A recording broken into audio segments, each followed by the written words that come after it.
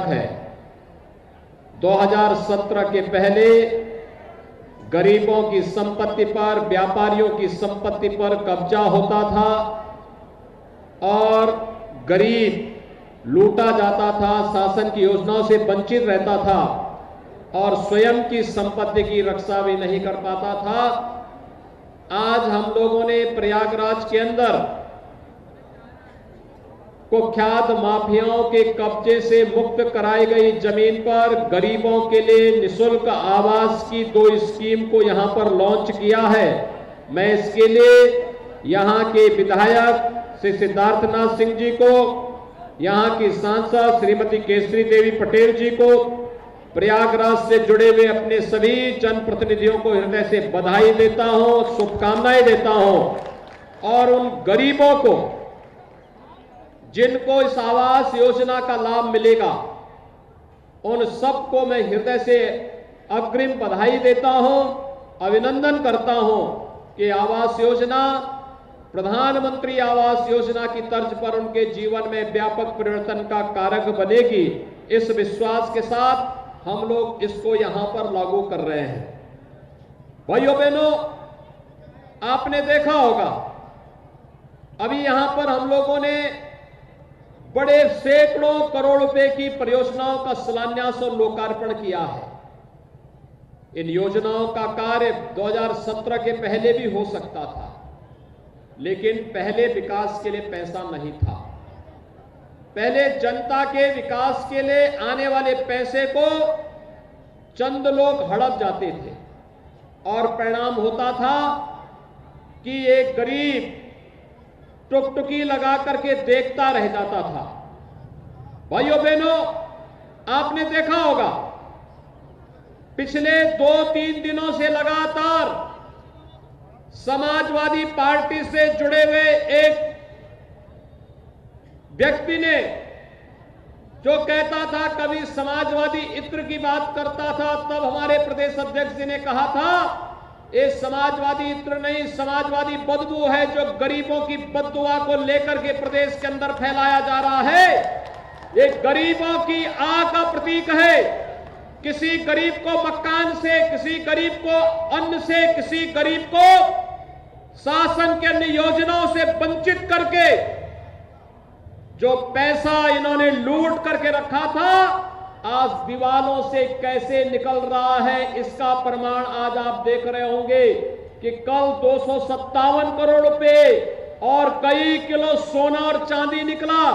आज भी लगभग 100 करोड़ रुपए और कई किलो सोना और चांदी निकल रहा है।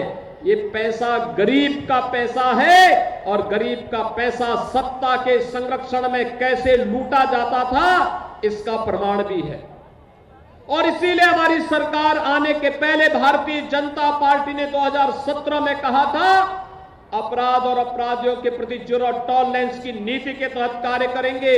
और भाइयों बहनों, ये जीरो टॉलरेंस की नीति का ही परिणाम है कि आज पेशेवर माफिया और अपराधियों की जमीनों को कब्जों से मुक्त करके उन पर गरीबों के लिए आवास बनाए जा रहे हैं। आखिर ये आवास इन गरीबों को पहले भी दिए जा सकते थे। 2017 के पहले भी उत्तर प्रदेश के गरीबों को प्रधानमंत्री आवास दिए जा सकते थे।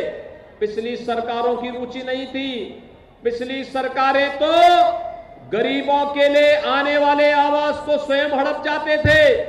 पिछली सरकारें गरीबों के लिए आने वाले शौचालय के पैसे को हड़प जाते थे। पिछली सरकारें अन्न योजना का खाद्यान्न हड़प जाती थी।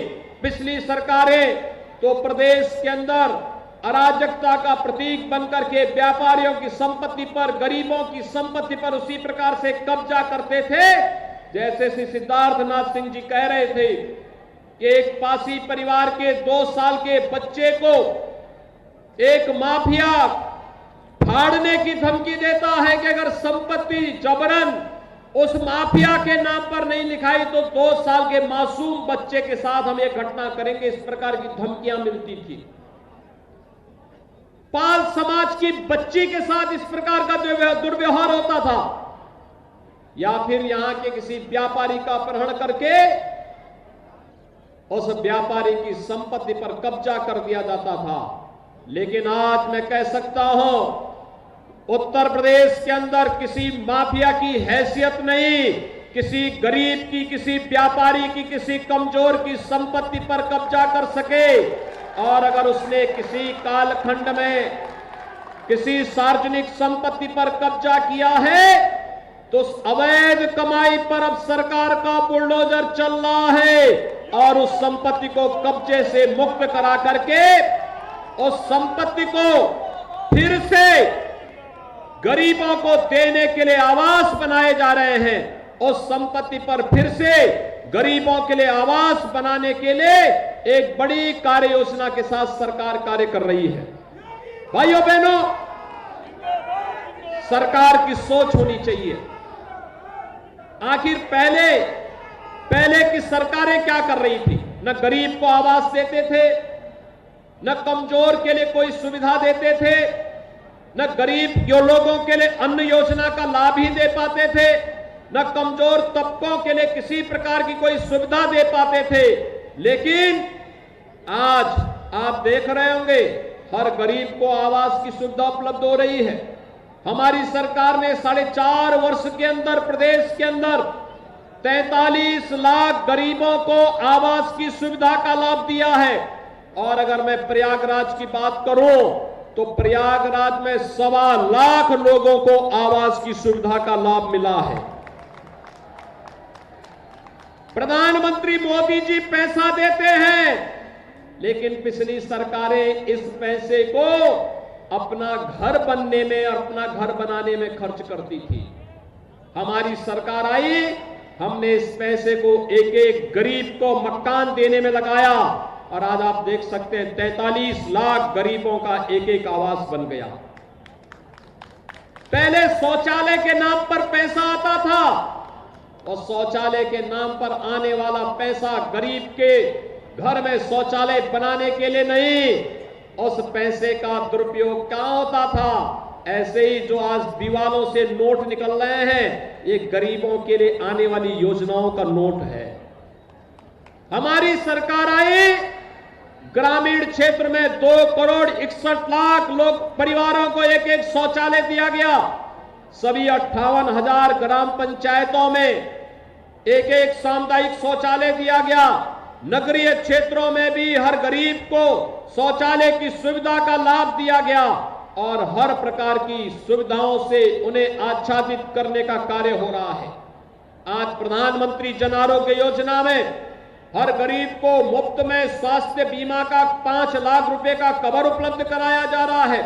ये योजना का लाभ पहले भी दिया जा सकता था, लेकिन भाइयों बहनों, पहले न आवास था, न शौचालय था, न स्वास्थ्य की सुविधा थी, न शिक्षा की व्यवस्था थी, न किसी प्रकार का कोई सुविधा किसी गरीब को, किसी कमजोर को मिलती थी। केवल और केवल प्रदेश में गुंडा राज था, माफिया राज था, अराजकता थी, दंगे थे और जब मर्जी आती थी कोई माफिया किसी गरीब की संपत्ति पर कब्जा करता था। आज तो प्रयागराज विकास की एक नई ऊंचाइयों को पहुंच रहा है। आपने देखा होगा 2013 में भी कुंभ हुआ था और 2019 में भी कुंभ का आयोजन हुआ। भाइयों बहनों, फर्क साफ है। 2013 में कुंभ में गंदगी थी, अव्यवस्था थी, भगदड़ थी, अराजकता थी। 2019 में स्वच्छता थी, सुरक्षा थी, सुव्यवस्था थी और भव्य कुंभ और दिव्य कुंभ को सार्थक किया था प्रयागराज की धरती में। प्रयागराज कुंभ को लोगों ने देश के अंदर ही नहीं, दुनिया के अंदर सबसे बड़ा सांस्कृतिक आयोजन के रूप में उसको स्वीकार किया। 2017 के पहले प्रदेश में दंगे होते थे।